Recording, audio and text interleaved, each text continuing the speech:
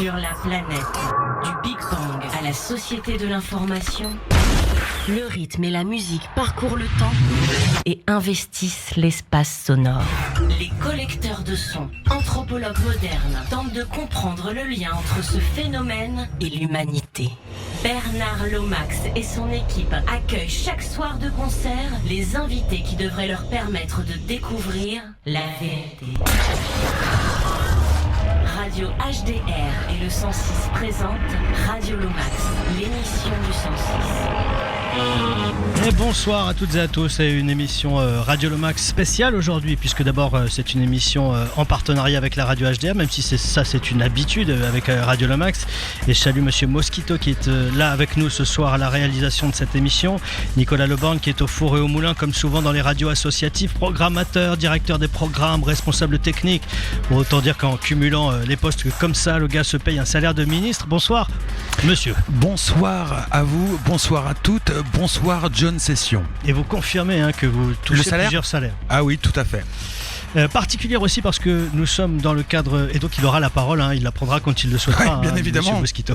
Bande de vénards. Particulière aussi parce que nous sommes dans le cadre de la tournée des salles de concert normandes du festival Beauregard qui depuis 2 ans est silencieux et qui est tellement impatient de voir revenir les concerts à Beauregard qu'il a organisé une tournée avec des groupes de Normandie, particulière parce que 6 radios normandes se sont associées à cette tournée qui diffuse là en ce moment en direct ou alors qui rediffusera un petit peu plus tard. Hier l'émission et les concerts avaient lieu à Hérouville-Saint-Clair au BBC, le Big Bang Café avec 3 groupes, Nuit, We Hate You Please Die, Jane Horseman et les radios Phoenix à 666. Ce soir, ça se passe à Rouen au 106 avec Nuit, Die Crap et la Galera Social Club avec la radio HDR. Donc demain, nous serons à Évreux au Cube avec la radio Principe Actif et une conférence demain d'ailleurs en quête d'inspiration, le processus de création et 2 concerts, Nuit à nouveau. Qui est donc sur 3 dates, ils vont devoir répondre à 3 interviews, c'est une sorte de challenge en quelque sorte, on en parlera avec eux. Et Samba de la Muerte qui sera à Évreux également, la suite du programme la semaine prochaine au Tetris du Havre, à la Luciole d'Alençon et enfin au Normandie à Saint-Lô avec les radios Westrack, Pulse et à Alençon et Sud-Manche à Saint-Lô. Tout ça est gratuit. Ici ce soir on diffuse aussi sur la web radio du 106, radio106.com et Emmanuel Hautemer Sagawa est là pour la réalisation vidéo que vous retrouverez sur le site du 106 ou sur les réseaux sociaux des différentes salles peut-être, des différentes radios peut-être, en tout cas de celle du 106. Radio Lomax, l'émission du 106. Et le festival Beauregard donc annulé 2 ans de suite dans la banlieue de Caen. John ne pouvait pas attendre juillet 2022 pour retrouver la ferveur de ces festivaliers. Il a donc décidé de prendre la route pour retrouver le public et nous accueillons Paul Langeois, co-directeur du festival Beauregard. Bonsoir à vous. Bonsoir. Initiateur en quelque sorte avec l'équipe du festival de cette tournée des salles de concert en Normandie avec des groupes normands. D'abord, qu'est-ce qui s'est passé durant ces 2 années pour l'équipe du festival ? Comment vous avez vécu le truc ? Alors qu'est-ce qui s'est pas passé oui, c'est ça. la question en fait. Ouais. Non, mais c'est vrai qu'après 2 annulations, 2 éditions annulées, nous habituellement on fait un tremplin qui sélectionne un groupe normand qui ouvre le festival Beauregard. Donc en 2020 on avait fait notre tremplin, tout allait bien, c'était Annabella Hawk qui avait remporté et devait se produire en 2020. Bon. Annulé, on s'est dit bon tant pis, on la reprogramme en 2021, on refait pas de tremplin. 2021 annulé et là on se dit qu'est-ce qu'on fait et l'idée est venue d'une tournée. L'idée c'était d'attendre la reprise qui est là enfin et de pouvoir remettre des groupes sur la route, ça c'était hyper important et d'être accueilli dans les SMAC de Normande. Donc je trouve que c'est un bon cumul parce que c'est des groupes normands qui se produisent dans les SMAC normandes avec des radios associatives normandes qui soutiennent ce projet et en fait ça fait 666 quasi. Ouais, oui, voilà, c'est un clin d'œil voilà. à la radio canaise. À la radio canaise et roubidaise même si je veux le dire parce que autrement il va y avoir une guerre en Basse-Normandie. Mais donc voilà, je trouvais ce projet hyper intéressant. L'idée c'était d'envoyer les vainqueurs des tremplins, des anciens tremplins Beauregard sur la route, d'y associer des groupes que l'on défend ou qui sont déjà passés à Beauregard, toujours des groupes normands, et de proposer aussi aux salles qui nous accueillent de proposer en programmation un des groupes qu'ils défendent, puisque ça fait partie des rôles de nos SMAC. Et comme ce soir, il y a cet artiste qui est vraiment programmé par le 106 et défendu par le 106. Et quelle est l'impression alors la première date c'était hier, on a encore 4 dates à venir après celle de Rouen, donc peut-être on commence tout juste à sentir un petit peu ce qu'on vit avec cette tournée, John Session. Oui, alors déjà c'est le plaisir de retrouver le public, les concerts, d'être debout. Dans certaines salles c'est sans masque, dans d'autres c'est avec masque, mais voilà, nous on avait vraiment envie de lancer cette reprise, et donc le plaisir est fou, quoi. C'est voilà, et puis c'est de voir les groupes, de les accompagner. Ils sont hyper contents de refaire. Chaque groupe joue 3 dates quand même, c'est pas rien. 3 dates. Des fois il y a un groupe qui fait les 3 dates dans la semaine là, donc oui, comme Nuit par exemple. Comme Nuit, voilà, ils enchaînent BBC 106 et Cube à Évreux, donc je pense qu'ils sont hyper contents, et c'est motivant. Voilà, la reprise, encore une fois, la reprise est là. Il faut que le public qui a peut-être perdu des habitudes de concert, parce qu'en 1 an et demi, on a perdu certaines habitudes, on a repris d'autres, et il va falloir absolument que le public quitte leurs écrans pour revenir enfin en salle et revivre le vrai live. C'est de ça dont vous avez peur aussi en faisant cette tournée, c'est aussi de faire signe au public normand, le festival Beauregard est toujours là, on va avoir lieu l'été prochain, donc soyez là, quoi. Bah oui, c'est important, parce que je pense nous, les artistes, on a besoin du soutien du public. Sans le public, le live n'existe plus. Maintenant, je pense que la reprise, elle est là. Elle n'est pas forcément au top du top, mais on voit bien qu'il y a quand même beaucoup de gens qui sont très contents de revenir dans nos salles. Il faut que les habitudes reprennent, il faut que le message soit passé, et cette tournée, elle est un peu là aussi pour ça, quelque part. Après, très clairement, je suis pas du tout inquiet pour Beauregard 2022. On a même eu je vais vraiment dire la surprise de vendre une journée complète 13 mois avant l'édition en 48 heures, parce que la date de Muse s'est vendue en 48 heures. Ça nous est jamais arrivé dans les 12 éditions de Beauregard. Donc on voit qu'il y a quand même une attente, et je suis sûr que le public reviendra en nombre, et en grand nombre. Et c'est l'occasion aussi, parce qu'en fait, des tournées comme ça, normandes, on a été nombreux à les imaginer, à se dire que ça pourrait se faire. Finalement, il n'y a pas eu tant que ça, des choses qui ont fonctionné sur l'ensemble de la Normandie. Je me demande même si c'est pas une première, en fait, cette histoire de tournée avec des groupes normands sur l'ensemble de la Normandie. Je veux pas trop m'avancer, même si je suis normand depuis ma naissance, je suis un pur normand, et je suis dans le métier depuis pas mal de temps aussi, et donc j'ai l'impression que ça s'était jamais fait. Voilà. Aussi, ouais. Si après, je pense qu'on fera tous un bilan de cette tournée, de ces 6 dates. Je pense que je réinviterai les 6 salles et les équipes du festival, et pour faire un point. Voilà, je pense que c'est important. Et si ça peut déboucher sur une nouvelle idée, si le festival Beauregard a peut-être fait poser la première pierre, et que ce soit pas forcément sous l'égide du festival Beauregard, mais l'idée d'avoir chaque SMAC normande défend un certain nombre de groupes, et je me dis que des fois il y a des groupes, moi j'ai des groupes Canet et Rouvillé qui sont jamais passés au 106, jamais passés au Tetris, etc. Et inversement. Il faut dire aussi que le festival Beauregard, pour ceux qui ne le savent pas, c'est aussi une bonne partie de l'équipe du BBC. Il y a une bonne partie de l'équipe du BBC. Maintenant, c'est vrai que on a un peu séparé les missions entre les missions du BBC qui sont vraiment des missions d'une scène des musiques actuelles. Mais il y a des liens, quoi. Mais vraiment, il y a des liens. Il y a une grande partie de l'équipe. Déjà, toute l'équipe du BBC avait commencé commencé les premières éditions et maintenant une bonne moitié de l'équipe continue sur ça. Et de l'autre côté, il y a une nouvelle structure avec vraiment des gens qui travaillent à 100% sur le festival Beauregard.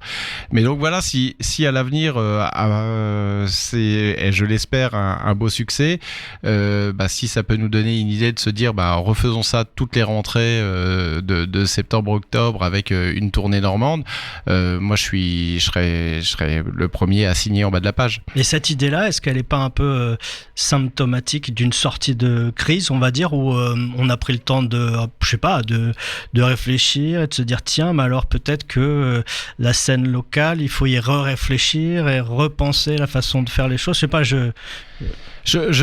alors, en tout cas pour moi, c'est vrai que cette non-activité pendant 1 an et demi, on s'est tous reposé des questions, même de manière des fois très très personnelle. Est-ce que je change pas d'orientation? Est-ce que voilà? Vous vous êtes demandé si vous n'alliez pas faire un autre métier, vous?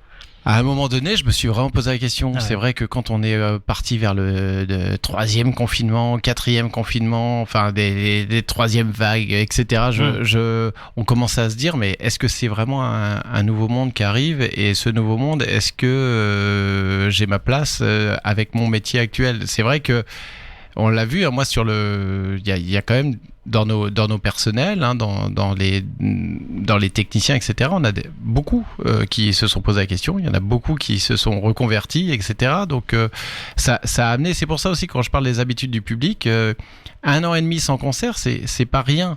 C'est pas 2 mois, etc. Il y a des gens qui et on le voit aussi au cinéma. Le cinéma repart pas forcément si bien que ça. Donc il y a bien des habitudes qui vont changer et c'est à nous de reconvaincre. Il faut que nos salles, nos SMAC soient moteurs de la relance et je pense que là on joue notre rôle. Mais en tout cas ce questionnement-là il a aussi porté sur comment on fait ce métier-là aussi, quoi. Oui, bien sûr, c'est évident. Monsieur Mosquito, est-ce que vous avez une question à poser ou est-ce que peut-être vous vous êtes posé la question de la reconversion, vous? Non, pas du tout, mais en tout cas, je reviens sur votre question précédente sur le fait de réfléchir à faire jouer des groupes normands, si c'était un hasard ou quelque chose qui est arrivé comme ça, un petit peu sur cette 3e vague. Et je dirais que ça va aussi dans le sens de tout ce qui se passe depuis le Covid. On parle quand même de se réaccaparer aussi, alors non pas les outils de production, mais cette manière de faire, de moins importer, donc ça va aussi dans ce sens-là, de pas faire jouer forcément des groupes qui nous viennent ni d'Inde, ni de l'autre côté de la planète. C'est ça. Donc pour moi, il y a une certaine logique et cohérence, par rapport à ça, non, peut-être. Oui, alors après, ça fait partie aussi. Il y a 2 choses. Le Festival Beauregard a toujours aussi défendu la scène régionale. Il faut que un festival, pour moi, c'est un peu une vitrine d'une région et en fonction de son importance, ça peut être une vitrine de sa ville, de son département, d'une région. Et Beauregard est très attentif à ça. C'est-à-dire qu'on travaille avec des prestataires locaux. Il faut montrer notre savoir-faire. Il faut que t'as du cidre normand, t'as des huîtres de Normandie, et bien sûr t'as aussi des artistes normands. Ça c'est super important. Et dans nos salles, nos fameuses SMAC, les scènes des musiques actuelles, dans nos missions, une des missions majeures et principales, c'est bien sûr défendre les groupes locaux, les amener, les former et faire en sorte qu'ils deviennent de plus en plus importants. Et donc on est vraiment dans ce raisonnement-là. Et peut-être effectivement après confinement encore plus dans ce raisonnement-là. Et je pense que les groupes qui ont le plus empathie de cette crise, ce sont les petits groupes. Alors je parle pas forcément des groupes normands, mais je parle vraiment des petits groupes. Ces groupes-là, ils ont encore moins tourné et la reprise est encore plus difficile pour eux. Donc à nous de les aider et de les remettre sur la route. Bon, le festival en 3 mots. Le festival Beauregard, la prochaine édition, c'est pas beaucoup 3 mots. Mais c'est parce qu'on n'a plus beaucoup de temps. Non, mais déjà sur plusieurs jours, 6, 7, 8, 9, 10. C'est 5 jours. 5 jours. Au lieu de 3, habituellement, 2, 3. Au lieu de 4 maintenant, ouais. Et ça va être beau. et fort, ça c'est sûr. Les 6, 7, 8, 9, 10 juillet 2022 dans le parc du château de Beauregard. Merci Paul Langlois d'avoir été avec nous, co-directeur du festival Beauregard. On va accueillir Nuit dans quelques instants dans Radio Lomax. Et tout de suite on écoute Nuit.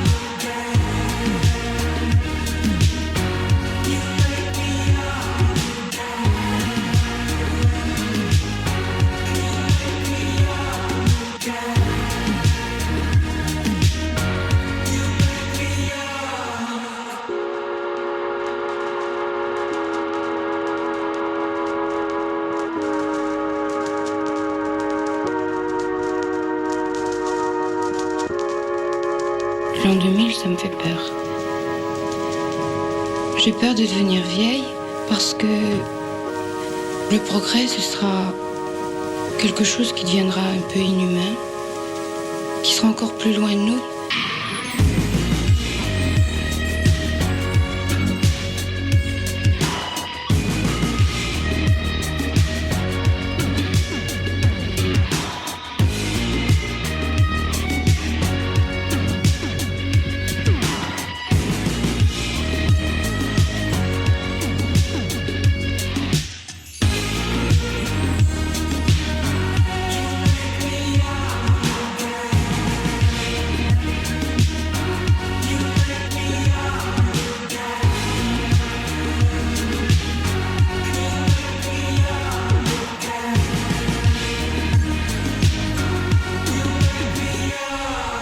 On est toujours au cœur de la tournée John Session, donc en Normandie, avec des groupes normands, toujours en direct du 106 Radio Lomax spécial, avec Nuit qui nous a rejoint avec ce morceau de Nuit, YNGAGN, c'est-à-dire que Young Again.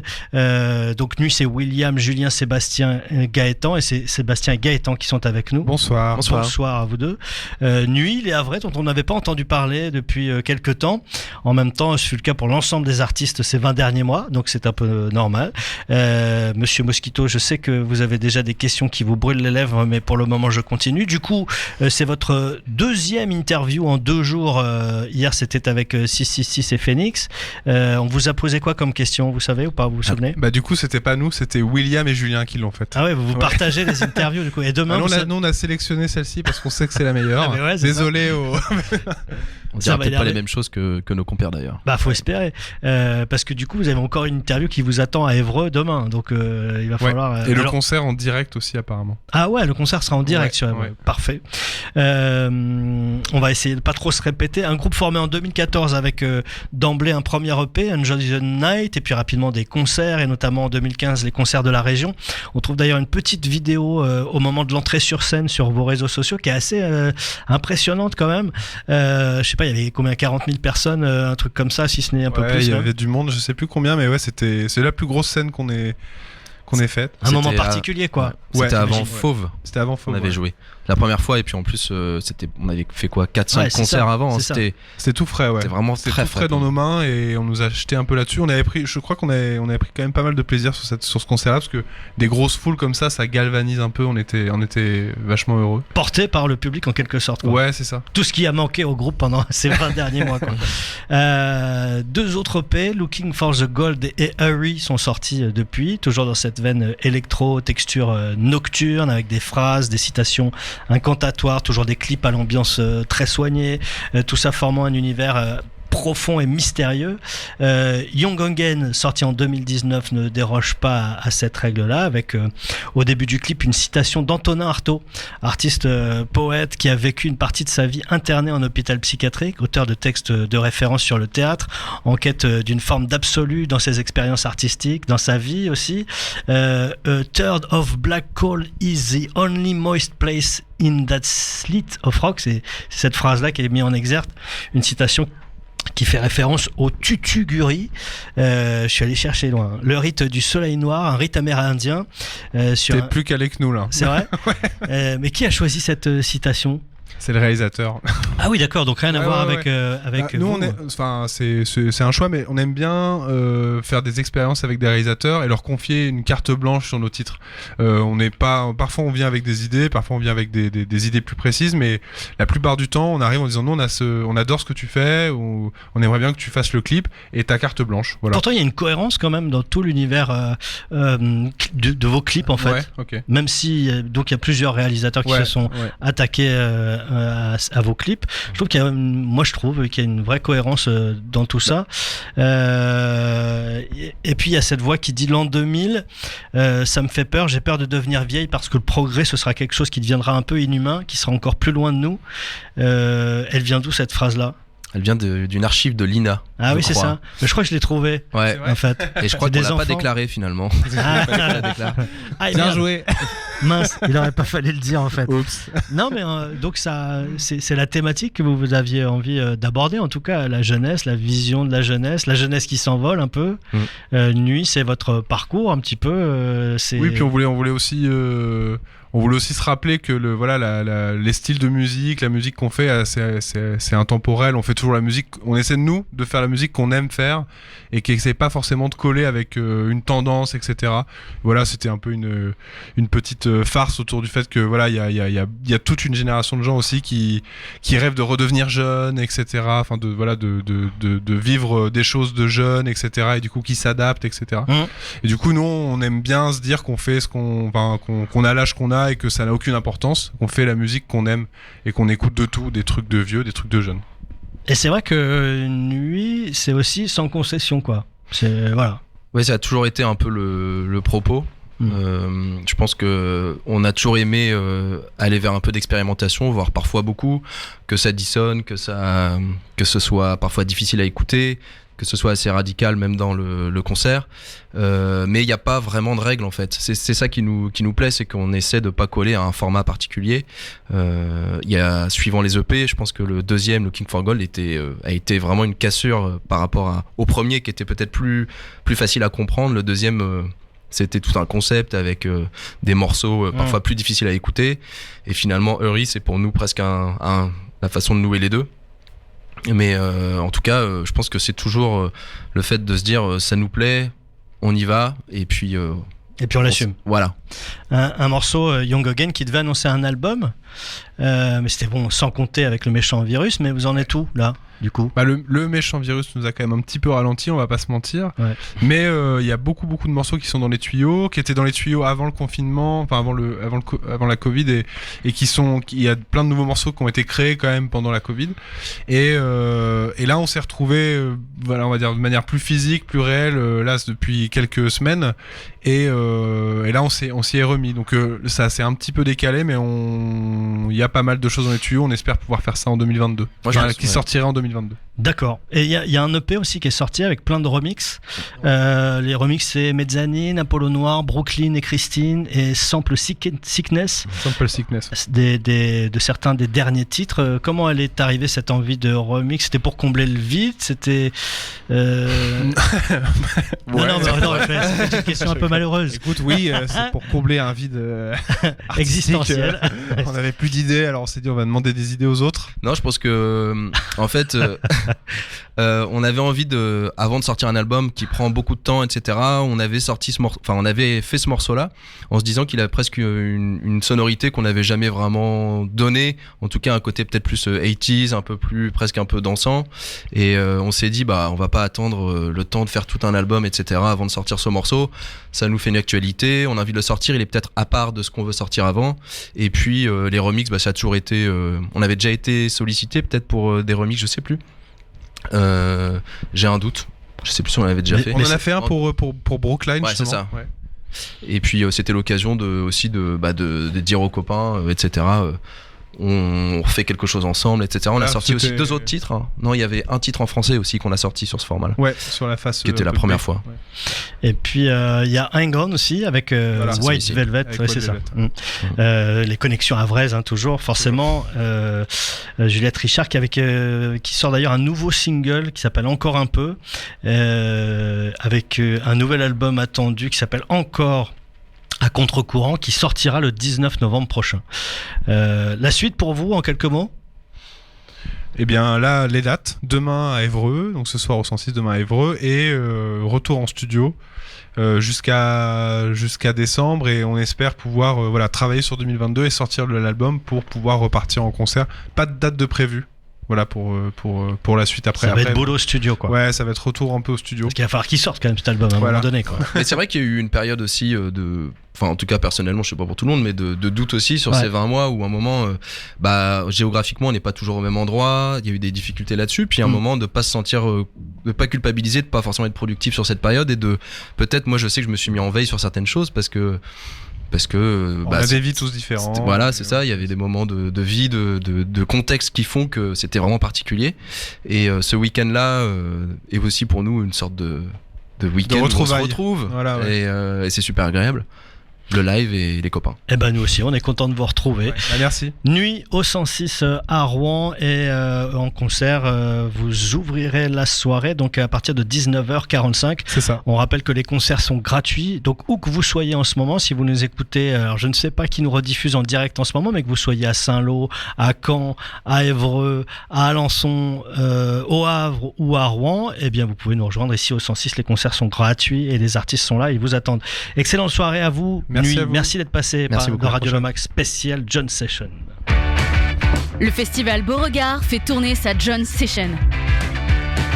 Le Big Band Café, le 106, le Cube, le Tetris, la Luciole, le Normandie. Venez revivre l'intensité du live. Retrouvez au programme des concerts, des tables rondes, des expositions, des performances et des projections. Plus d'infos sur festivalbeauregard.com. Des passes 5 jours pour le festival 2022 seront à gagner. La tournée John Session, un événement soutenu par la région Normandie.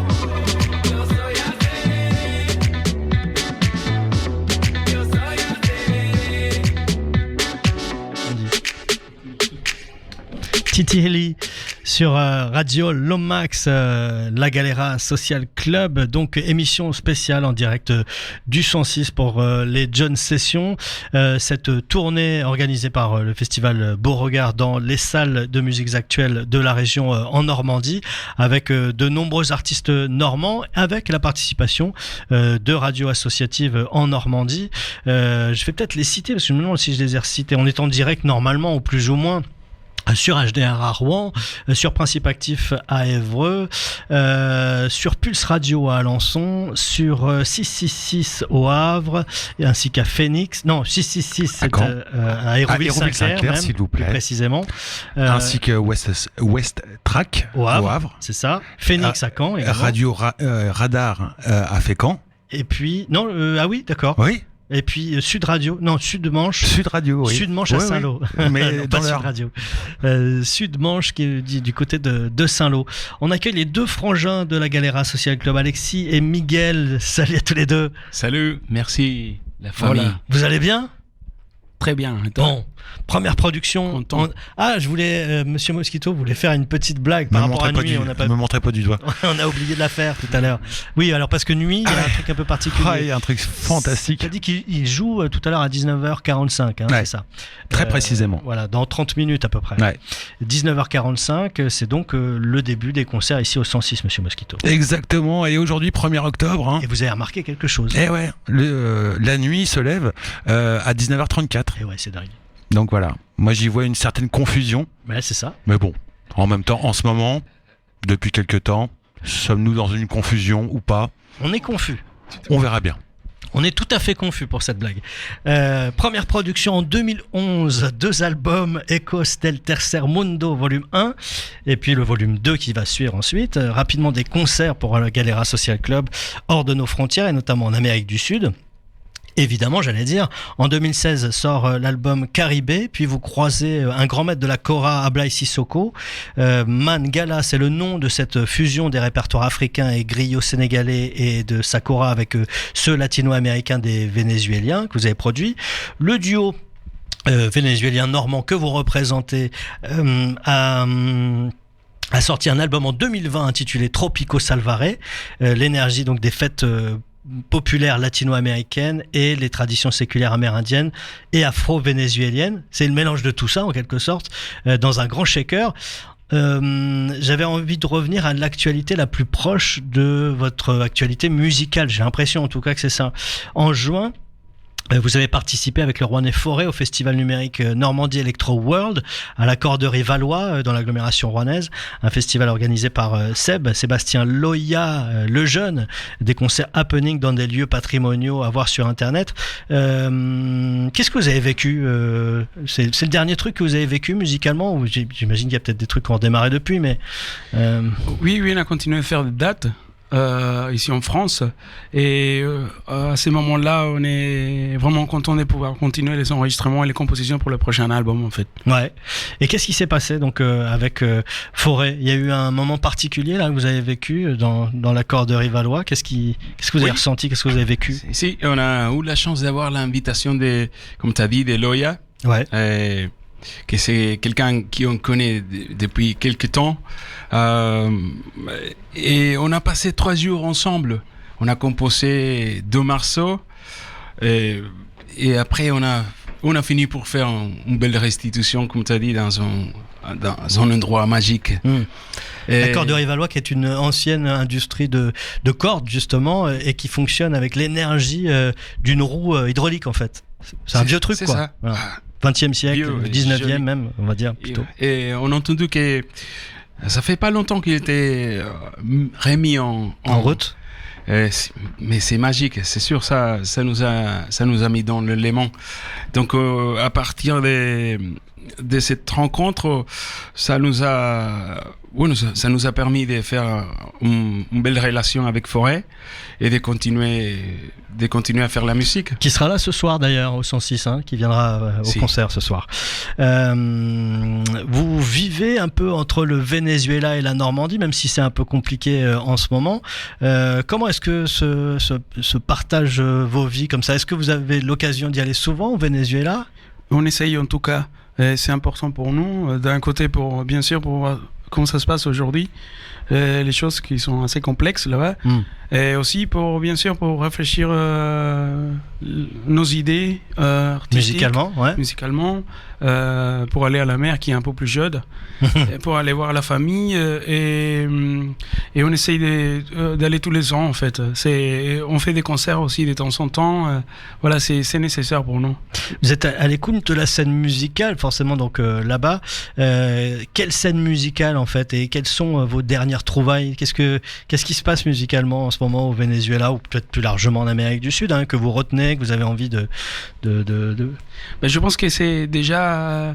on a eu la chance de travailler avec des musiciens de la scène traditionnelle. Ça, c'est super important. C'est vrai que la musique électronique, elle est très présente dans notre musique.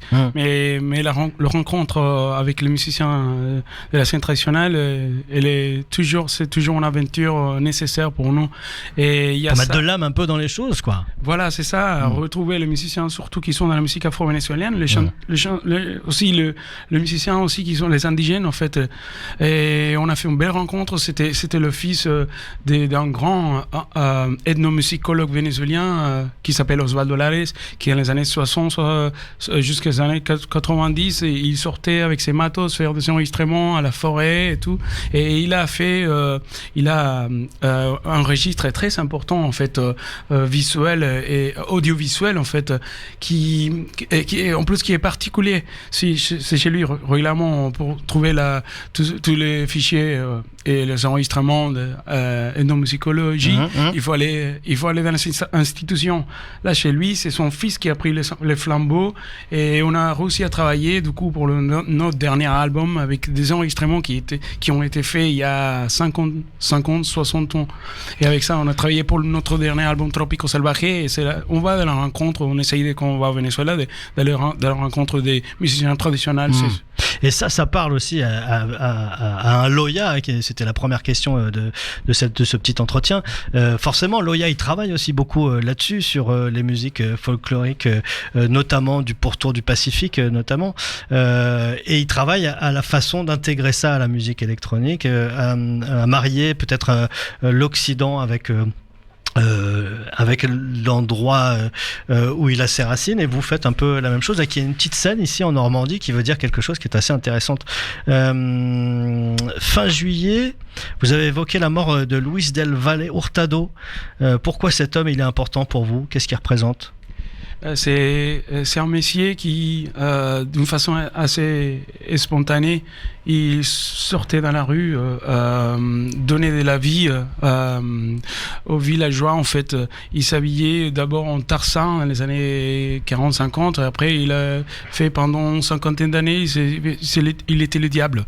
Il se peignait tout seul, et c'était un personnage qui était chargé d'humour, mais en même temps qui racontait une histoire qui était un symbole de sa ville, qui a, malgré toutes les difficultés, c'était un élément culturel important et fort. La suite en quelques mots pour la Galera Social Club, comment elle s'écrit la suite? Je pense que déjà l'engagement de continuer à faire revivre la musique traditionnelle, les chanteurs, la chanson traditionnelle, c'est ce qui nous motive le plus, c'est de faire revivre et tous ces chants ancestraux. Venezuela, il faut le dire, c'est un pays très très métis.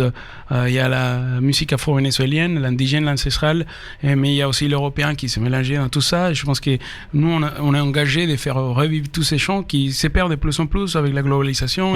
Et avec tout ce qui se passe aujourd'hui, avec un exode assez important, et tout le monde s'en bat, et il faut continuer à se battre pour tout ça, en fait, et le faire ici dans ces contextes est génial. On compte sur vous, monsieur Mosquito. Dernière question, vous avez retrouvé la guitare? La guitare? Oui, non, pas la guitare, mais les... Wow. Oui, j'ai de la mémoire. C'est ça que. Oui. Expliquez-nous, monsieur Mosquito. Ah non, parce que j'ai vu il y a quelques temps, quand on avait juste avant le Covid, la possibilité de faire des concerts. Non, c'était justement avec Forêt, je crois bien, non, cette petite mésaventure. Vous avez posté des avis de recherche. Alors, je me suis trompé, c'est pas une guitare, mais c'est une guitare américaine du Sud. C'est la guitare vénézuélienne. Voilà, on est bien d'accord. Et donc, vous a volé ou quoi? C'est quoi? Oh là là, Alexis. Moi, j'ai commis une négligence et je pense l'avoir laissé oublier. C'était en Oh là là, il va y avoir bagarre entre les deux frangins à nouveau. Là. Non, c'était en plus fait par un luthier qui nous a laissé, qui a passé dans un autre. Vous l'avez pas trouvé quand même? Non, c'était pas moi. Merci pour cette question malaisante, monsieur Mosquito. Je vous en prie. Super. Ça met de la chaleur. Merci. Toujours. Merci en tout cas, la Galera Social Club. Très heureux de vous avoir accueilli ici au 106. Et puis on vous retrouve sur scène dans quelques instants, enfin dans quelques minutes, puisque ce sera après nuit, qui joue à partir de 19h45 et vous jouez à partir de 20h et quelques. C'est la date de la date.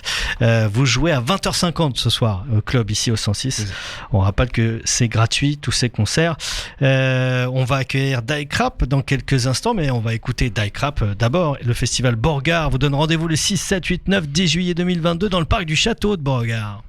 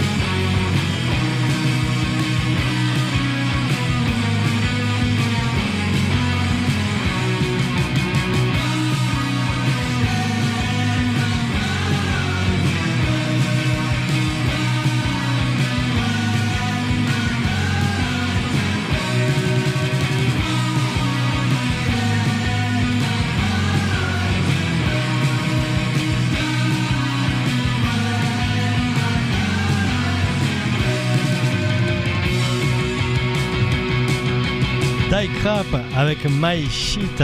C'est votre tube en quelque sorte. My Shit, Maxime et Léo sont avec nous de Die Crap. C'est un peu votre tube quoi. Bah c'est un peu ça ouais. Oui, c'est celui qui a tourné un peu tout le monde en fait. Ouais, qui a tourné le plus. Et puis c'est le premier que vous avez mis en avant. Ouais. C'est ça, en avant, avec le clip qui a tourné un peu à droite à gauche.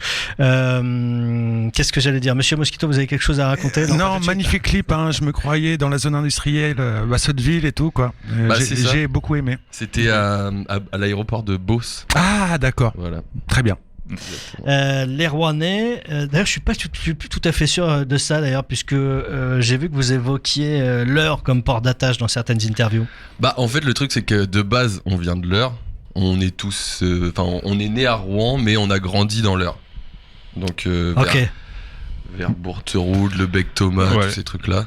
Ouais, vous êtes tout de même un pied entre la Cambrousse d'Évreux, j'allais dire la Cambrousse Évreux, enfin non pas la Cambrousse de l'Eure et la zone urbaine rouennaise quoi. C'est ça.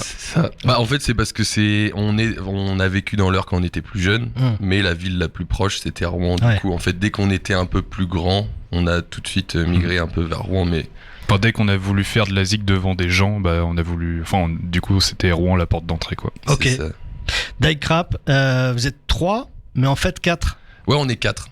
Officiellement 4. Qui est Serge, le mystérieux bassiste cagoulé? On peut pas trop en dire sur son identité. Ça reste toujours mystérieux. Ça reste mystérieux. Ça restera toujours mystérieux? Ça restera, on verra. Bon, on verra, mais pour le moment, on n'a vraiment pas le droit, quoi. Un jour, il y aura un gros happening et on découvrira. C'est ça. Ouais, voilà. La Serge. release de Serge, peut-être. L'album d'I-Crap est sorti au printemps dernier chez Kids Are Lo-Fi Records, le Cep Records et Time Room Records. Pourquoi 3 labels? Bah, c'est de la coprod, en fait, ça facilite les choses, quoi. Du coup, plutôt qu'un seul label prenne en charge tous les frais de la production de l'album, là, ils se sont répartis les frais à 3 labels. Et aussi, on peut profiter du coup du réseau de 3 labels, quoi. Du coup, du réseau de Paris pour le Cep Records, Rouen avec Kids Are Lo-Fi et la Belgique avec Time Room Records. Ouais. Cet album qui est sorti en pleine période sanitaire morose, mais vous vous êtes dit, ça faisait déjà 1 an que vous aviez enregistré l'album, fallait le sortir à un moment donné. Ça, quoi. La pochette, elle a un sens particulier pour Maxime, je crois, non? Bah, pour nous deux, parce qu'en fait, on est tous les deux sur la pochette, et en fait, c'est nos... Tout môme. Enfin, non, il y a moi et Léo. Ouais. Et nos 2 pères. Ok, donc effectivement, c'est d'où viennent les choses un peu quelque part. Bah c'est ça, c'est un peu eux qui nous ont transmis le goût de la musique, tout ça. Et quand on était petits, genre, le père de Léo, il avait un groupe. Et du coup, quand on était petits, on était grave fans de son groupe. Et du coup, on faisait des représentations devant les darons avec des faux instruments et tout. Mais là, on vous voit carrément avec des guitares. Ouais. Bah, c'est vous les mômes qu'on voit avec la guitare. C'était nos premières guitares. My Shit, c'est le premier morceau que vous avez produit lorsque votre précédent groupe Bucket Beans est mort. Passage par Le Plancher, le studio à la campagne près d'Évreux pour composer, affiner les premiers morceaux avec Adrien Dépiné de Mankins à la prod. Des chansons qui rapidement vont faire mouche dans la région, mais aussi dans la presse spécialisée, ce qui vous permet de raconter des trucs lors d'interviews, ce qui doit être sympa, ça. Quel rôle a joué l'esprit du Grand Mugul dans l'enregistrement du dit titre? L'esprit du Grand Mugul, à la base ça vient de Titeuf, mais c'est parce que on a un peu invoqué les esprits là à l'endroit où on enregistrait sur un morceau qui était un peu avec des notes un peu chétanes. Et du coup on s'est raconté tellement de conneries pendant cet enregistrement que du coup on en est venu à l'esprit du Grand Mugul, mais du coup on a invoqué l'esprit de quelqu'un. Voilà. Pour enregistrer quelques notes sur un vieux piano désaccordé et tout, ça faisait peur. Et en fait, l'endroit aussi, il faisait un peu peur. Le plancher dont on parle, le studio c'est ça. Où vous avez enregistré et créé finalement ces chansons, quoi. C'est ça. C'est quoi pour vous les années 90 en quelques mots? Bah, c'est les années où on est. Ouais, c'est l'insouciance, c'est le jeu, c'est les toutes premières années à l'école où tu te fais tes premiers potes, tout ça. Il n'y a pas de réseaux sociaux, c'est plus simple. Ouais, voilà. C'est plus marrant, quoi. C'est plus détente. Et Après, on inclut aussi début 2000 là-dedans, quoi. Enfin, c'est vraiment l'époque où on a grandi, où il y avait plein de choses qui existent maintenant qui n'existaient pas avant, quoi. Monsieur Mosquito, est-ce que vous avez envie d'apporter votre pierre à l'édifice de cette interview? Non, pas du tout. J'étais plongé et concentré dans ma réalisation. D'accord. Voilà. Oui, parce que vous réalisez l'émission, il faut le rappeler quand même. Là, je fais 2 jobs. Bah oui, je déjà parle au début de l'émission, votre truc c'est de faire plusieurs métiers à la fois pour gagner plein d'argent. Exactement. On a le droit de faire ça si on a envie. Ennemis, c'est le dernier titre de l'album. C'est qui vos ennemis finalement? Vous en avez des ennemis? Qui sont vos ennemis? C'est pas vraiment des vrais ennemis. C'est ça. C'est genre des choses de la vie qu'on a envie, qu'on n'a pas envie qu'ils soient dans nos vies en fait. Et du coup. Mais qui sont là quand même. C'est ça. Et qu'il faut faire avec, quoi. Exactement. C'est toujours un peu mystérieux, Die-Crap, un peu. Hein, l'avenir connu pour Die-Crap, c'est une tournée d'automne d'une bonne dizaine de dates, d'après ce que j'ai compris, c'est ça? C'est ça, ouais. Qui va se balader où? Un petit peu partout en France? Ouais, on passe par la Bretagne. On va jusque Bordeaux, je crois, et après on remonte. Et ensuite, qu'est-ce qui se passe, vous savez? Là, on bosse le deuxième album. C'est ça. Pour le moment, on le compose, on l'écrit, il est très bien avancé. On aimerait bien se poser à un endroit, on aimerait bien retourner au plancher pour le peaufiner et tout ça bientôt. Ouais. Et l'enregistrer rapidement pour qu'il puisse sortir rapidement, ce serait bien. Enfin, ce serait bien qu'il traîne pas 1 an dans les tiroirs comme le premier, quoi. Et au plancher, c'est obligatoire, ça peut pas se faire ailleurs. On sait pas pour l'enregistrement. Pour l'enregistrement, on sait pas, mais en tout cas pour prendre du temps pour nous, pour le peaufiner, tout ça, c'est un endroit qui nous va très bien. Enfin, le studio, le plancher. On n'a pas d'horaire. Au cœur de la Cambrousse. Oui, voilà. Euroise, Thomas est génial. Thomas qui s'occupe de cet endroit. C'est ça. Exactement. On n'a pas encore réfléchi avec qui on voulait enregistrer tout ça. Enfin, on sait pas encore. Très bien. Eh ben merci à vous d'être passé par ici, Dyke Rap, dans la John Session, cette tournée John Session qui donc s'embarque dans plusieurs dates à travers la Normandie. Demain, ce sera à Évreux au Cube avec Principe Actif, la radio. Pour le moment, c'est au 106 avec la radio HDR. Et donc, nous sommes à Rouen. On se retrouve après Samba de la Muerte qui seront donc à Évreux demain.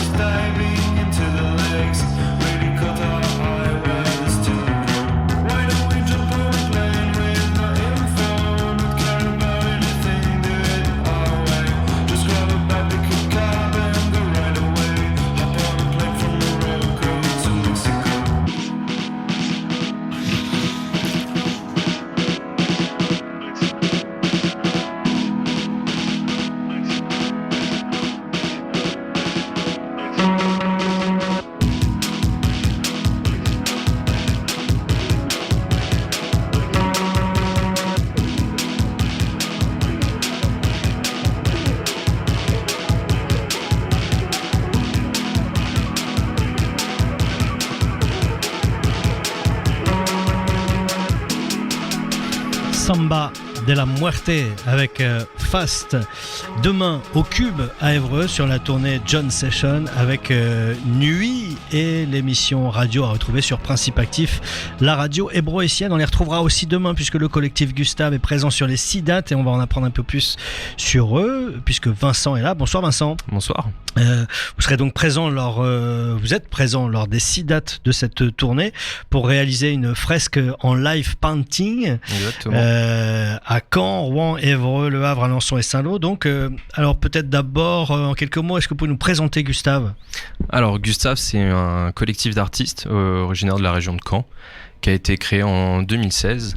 Et voilà, nos missions, c'est organisation d'expos, live painting, etc.